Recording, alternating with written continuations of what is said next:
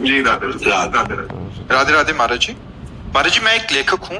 मैंने अभी फिलहाल ही भगवान राम जी की जन्मभूमि अयोध्या पर एक पुस्तक लिखी है। आगे मुझे भगवान श्री कृष्ण जन्मभूमि पर किताब लिखनी है। आप श्री राम जी एवं श्री कृष्ण का दार्शनिक अंतर स्पष्ट कर सकते हैं? कोई अंतर नहीं है। फिल्म तो आप देखते हैं, एक अभिनयकर्ता विविध फिल्मों में विविध स्वांग करता है, अभिनय करता है। पहचानने वाला कभी संशय नहीं रखता है। रखता है क्या? देखो, वो एक बहुत बड़े जो निगेटिव रोल करते हैं उनको क्या कहते हैं? विलन। अब वो हर फिल्म में नकारात्मक रोल करते हैं और कई में सकारात्मक किया, तो वो सकारात्मक करे या नकारात्मक करे, पहचानने वाला क्या कहता है? लेके चला। हाँ, तो प्रभु कभी रुद्र रूप में, कभी सौम्य रूप में, कभी श्रृंगार मूर्ति में, कभी भयानक रूप में। वही वाराह, वही नृसिंह, वही मत्स्य, वही कूर्म, वही राम, वही कृष्ण। अभिनय है ये प्रभु का। अवतार लेकर अपने भक्तों के लिए सुख देने के तत्व वही है।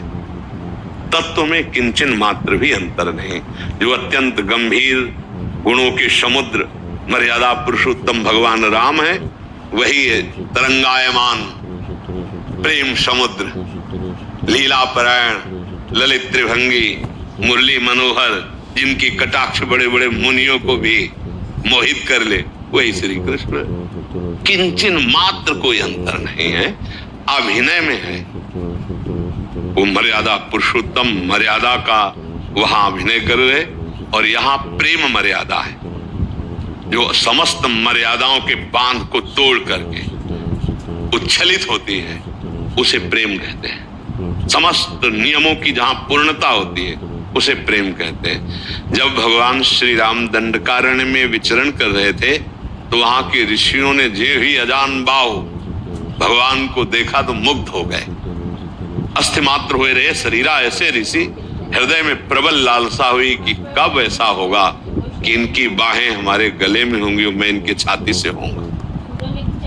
मर्यादा पुरुषोत्तम भगवान राम ने उनकी कामनाएं पूर्ण करी और वो ऋषि बने गोपी, और जब भगवान श्री कृष्ण बने तो रास उन्हीं के साथ किया। श्रुति की ऋचाएं, दंडकारण्य के ऋषि, मिथिला की वो प्रेमी सखियां, ये सब गोपी बने हैं।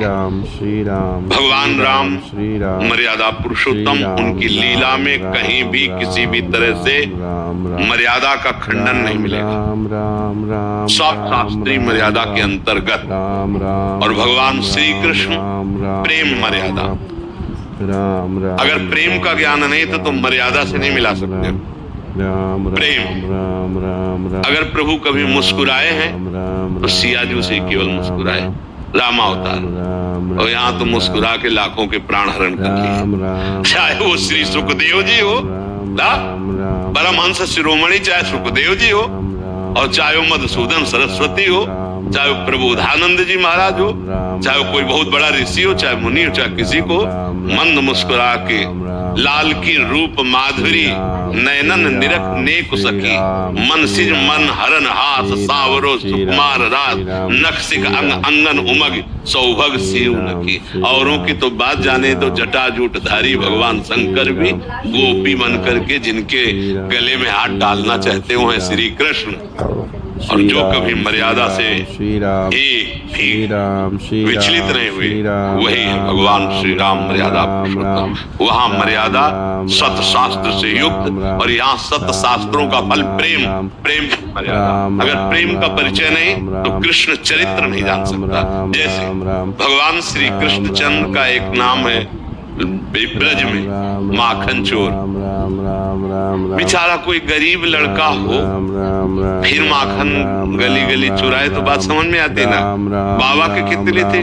9 लाख गाँव में। माखन जानते हो कहाँ रखा जाता था? कुंड में। रोज अगर श्री कृष्ण स्नान करे तो माखन दही दूध के कुंड थे। वहाँ कोई पात्रों में दूध थोड़ी रखा जाता, दूध के कुंडों में डाला जाता था। दूध का कुंड, दही का कुंड, घृत का कुंड, मक्खन का कुंड, ऐसे थे। पर जब यशोदा मैया अपने हाथ से लाला को पवाती, लाला तो जो गोपी जन आती वो कामना करती कि काश अगर मेरे ये लाला होते, कभी मेरे घर आते, मेरा दही पाते, मेरा कितना होगा, क्या ये मुझे सुख देंगे? जाकी रही भावना जैसी, उसकी भावना पूर्ति करने के लिए ये था मम प्रपद्यन्ते तास्तै भजाम्यहम्, भगवान वैसे ही जाते। जब कभी उपद्रव करते हुए लालजू को मैया पकड़ती और डांटती और प्रभु का वो डरा हुआ रूप, तो गोपी सोचती क्या कभी मुझे ऐसा सौभाग्य मिलेगा कि मैं इनकी बाह पकड़ूं और इनको डांटूं, और ये डर पे वही भगवान जा करके चाहे जितने ऊंचे में दही रखा गया हो, सखा के ऊपर सखा आप चढ़ करके और फिर पकड़े जाते, फिर डांट लगती, तो वो सुख भगवान प्रदान कर रहे। माखन की कमी तो बाबा के घर में थोड़ी। भगवान की लीला को बिना प्रेमी महापुरुष के कोई जान नहीं सकता। हमारे श्री कृष्ण की लीला बड़ी टेढ़ी, ये कभी सीधे खड़े नहीं मिलेंगे। ये जब आपको खड़े मिलेंगे तो आप देख लेना, इनकी जो झांकी होगी ना वो टेढ़ी होगी, इनकी लीला टेढ़ी। इनका नाम है बांके बिहारी। इनको समझ पाना बहुत कठिन है।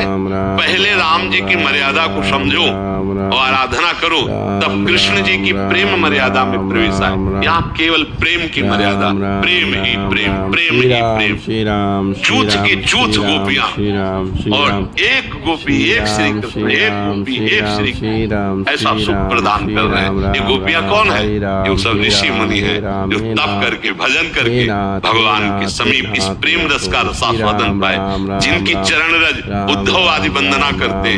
वो एक भगवान श्री कृष्ण की लीला को बिना प्रेमी के नहीं समझा जा सकता। इनको दार्शनिक तौर पर नहीं समझा जा सकता। इनको प्रेम प्रेम बिना ढाई आखर प्रेम के पढ़े सो पंडित हो। ये जब तक प्रेम नहीं समझोगे तब तक, और प्रेम समझ के परे की बात है। सूक्ष्मतरम प्रक्षण वर्धमानम कामना रहितम अनुभव स्वरूपम, ये प्रेम का स्वरूप है, अनुभव स्वरूपम। इसलिए वही हरि राम है, वही हरि कृष्ण है। श्री कृष्ण से प्रार्थना करो कि मुझे योग्यता प्रदान करो, आपके पावन चरित्र के विषय में हम कुछ गान करना चाहते हैं, तो वही योग्यता देंगे, वही लिखवा देंगे। वो मुकम करोति वाचालम पंगुम लंघयते गिरि, बकाया वो इतने लीला विहारी हैं कि उनको समझ पाना बड़ा कठिन है। ललकार रहा है काल्यवन, अरे कहाँ भाग रहे हो तुम? अपनी महिमा में समझो, तुम्हारा विश्व ये नाम ले रहा है, ये बहुत बलवान हो। ये पीछे मुड़ के ले देख रहे, भाग रहे, पीताम्बर पर पैदा आ रहा है। क्या नाम पड़ा जानते हो? ठाकुर रणछोड़ पढ़ा के। अब आप विचार कीजिए, जिनकी भ्रकुटी टेढ़ी हो जाए तो काल भी थर्रा जाए, वो श्री कृष्ण है। और भाग रहे हैं, और कहाँ ले गए? भगा के उसको मुचकुंद की गुफा में ले गए और मुचकुंद से भस्म करवाया और मुचकुंद को दर्शन दिया। इनकी लीला को समझना पड़ा। हर बार जरासंध को फांस लेते थे बलराम जी अपने हाल में, तो बोले भैया छोड़ दो, हम जिस काम के लिए आए बड़ा काम कर रहा है। ये एक एक अक्षोणी सेना समेट समेट कर करके बार बार जगह जगह से ऐसे करके लाता है। हम जिसका भार उतारने के लिए आए बहुत बड़ा सहयोग कर रहे थे, छोड़ दो। 18 बार आक्रमण किया है भगवान पर, 23 अक्षोणी सेना लेकर, 23 अक्षोणी सेना लेकर, 18 भीम अर्जुन और आप साथ गए, द्वंद्व युद्ध की भिक्षा मांगी और फिर फड़वा के फेंकवा दी। बड़ी लीला, उनकी लीला को समझ पाना बिना भगवत प्रेम के नहीं हो सकता। इसलिए बहुत संभाल के, बहुत संभाल के उन्हीं से प्रार्थना करोगे। राम जी की लीला के विषय में उनकी कृपा से कुछ समझ सकते हो, क्योंकि सीधे, बहुत सीधे सरकार, गंभीर, और ये कभी सीधे नहीं मिलेंगे। इनकी चितो है तो वही ना, कोई दूसरे थोड़ी, बहुत प्रेमी है। इसलिए बहुत अच्छा सौभाग्य कि आप भगवान के विषय में कुछ भी लिखे, बहुत सावधानी से लिखे। हमारी प्रभु की महिमा प्रकाशित हो, कहीं कोई अवहेलना या निंदा ना हो, तो जीवन धन्य है। प्रभु के विषय में लिखना, प्रभु के विषय में सोचना, प्रभु के विषय में बोलना, ये सब मंगलमय हो जाता है जीवन का। जी अच्छा लगा तो लाइक करिए, सब्सक्राइब करिए और कमेंट करिए। जय श्री राम, जय हनुमान, राधे श्याम।